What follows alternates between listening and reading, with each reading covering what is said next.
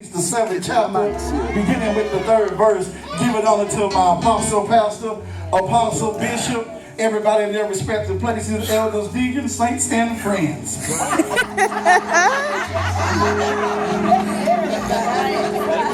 Amen. I got number 10 minutes, and see, I've been on this journey for a long time, and it's time for me to let loose. 2 Kings 7 and 3, and it reads, and there were four leprous men at the entering of the gate, and they said one to another, why sit here until we die? Verse 4 is where I'm going to glean this theme. If we say we shall enter into the city, then the famine is in the city. If we say, and we shall die there, and if we sit here, we die also. Now therefore come, let us fall unto the host of the Syrians, and if they save us alive, we shall live. If they kill us, we shall but die. And they arose up in the twilight to go into the camp of the Syrians. And when they were coming to the uttermost part of the camp of Syrian, behold, there was no man there. For the Lord hath made the host of the Syrians to hear a noise of chariots and a noise of horses, even the noise of a great host. And they said one to another, Lo, the king of Israel have hired against us the kings of the Hittites and the kings of the Egyptians to come upon us. Where we going to glean our thought from is from the fourth verse. Where do I go from here? Talk to us, because the four lepers had a conversation with themselves. If we go into the city, the famine is in the city and we're going to die. But they came amongst themselves and began to have a talk. See, that's the problem with the saints right there. See, we begin to talk amongst ourselves and we're not going to God. So they said amongst themselves, why sit here and die? If we go over there, we're going to die. If we stay here, we're going to die also. So where do we go from here? It's funny that he talked about the valley experience, because when you're in the valley, there's only one way that you can move. You got to move forward. If you don't never move forward, you're going to stay in that valley. So I come to tell you, no matter what you're going through, how can I get from where I am right now? Where do we go from here? You got to move forward, because if you stay there, then the devil is going to attack you. He's going to isolate you and get you to think about everything that you're going through. But the only way that you're going to move is you got to move forward. I don't care if you walk into a building, the elevator might be on the bottom floor, but if you don't move forward to get to the elevator, you're going to be stuck. Yes, sir. Yes, sir. Now, when I began to look at this touched me. It really blessed me.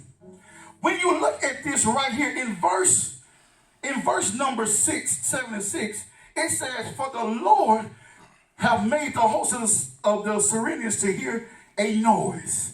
And I looked up the word noise. Noise said it is a sound, especially one that is loud and unpleasant, or that causes a disturbance. Now, I don't know about you, but if I would look at my neighbor, I would say, neighbor, it's time to make some noise. Time to make some noise. Because when you read the Bible, it says that the Lord caused them to hear a noise of a great host.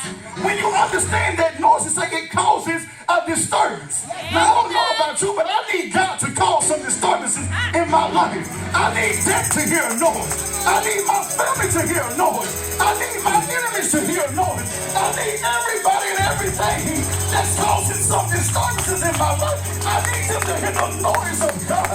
Because when they hear that noise and you begin to read the scripture, they left everything. When you begin to read this text and read the scriptures, they said that when they heard that noise, they got up and left everything as it was. So the four lepers said in the twilight, as they entered into the uttermost part of the city, when they went in, the tents was left just as they was. And it said that they went in and they ate, and they took silver, they took gold, and they took raiment, and they went and hid some stuff. So what that tells me is that when you finally make up in your mind that you want to do what God said, just like the woman that had the issue of blood, even though she had gone through it for 12 years, she made up in her mind, I'm going to see Jesus. Those four lepers did the same thing. They sat and talked amongst themselves, but then they said, we're going to make it up in our mind that we're going to go someplace and do something. And it's so what God told me to tell you, as soon as you decide to plant put your foot forward. He said, I'll cause that noise that will cause all of your enemies to leave everything that you need right before you. Now, they never said that God healed the lepers of anything, but they got everything that they needed and some. Because when you read it, it said that they went into one tent, they ate, took some silver and gold. Then they went into another tent and did the exact same thing. So what God is trying to tell you, it doesn't matter if you're going through your valley experience. If you trust in me and you move forward, because you can get stuck in this situation and you might not come out of it. But how do we get? What do we do? How do I get out of this situation? Where do I go from here? Many of people are talking in their minds. You're wrestling in your mind. God, I'm in a certain situation. Now see, this message may not touch you, but see, I'm talking to myself. Because see, many of you don't know it. I was married for over 12 years, and now I'm divorced. So I find myself just like them lepers. I'm sitting here wondering, where do I go from here? I'm in a place in my life, I'm at a point in my life where I'm not used to this. God, what do I do? I'm wrestling with myself. Where do I go from here, God? This is a place that I've never been before. I've gotten used to being married. I've gotten used to taking care of somebody. But I find myself in this situation. So you ain't got to say amen. You ain't got to say nothing because I'm preaching to myself. Now this situation, I'm talking about me. I find myself in this situation. And the only thing I was asking God, how do I get away from here? How do I get out of this situation?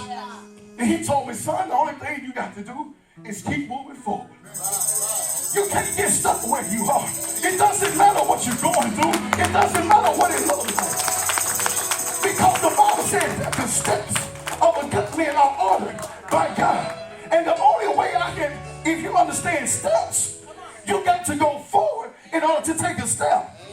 And if I'm taking steps, that means I'm moving forward. So if I'm moving forward, the Bible declares that they heard a noise, a disturbance, a loud sound that causes a disturbance. What is it that you need God to disturb in your life? What is it that you need God to cause that noise to disturb, to shake up some stuff so that you can move forward? Because we get so tied down, we get so bogged down with the cares of this world and with everything that we go through and with everything that we face, that sometimes we forget that all you got to do is, no matter what you're going through, if you can just keep moving forward, you've got to keep moving forward. The Bible declares that you need to be like a tree that's planted. See, when you're planted, you don't worry about nothing, because no matter what goes, I'm going to keep moving forward because I'm planted in God. It's been difficult. It's not going to be easy. But he never said that it would. He said, but if you trust in me, I will supply all of your needs according to my riches in glory. Where do we go from here? Forward.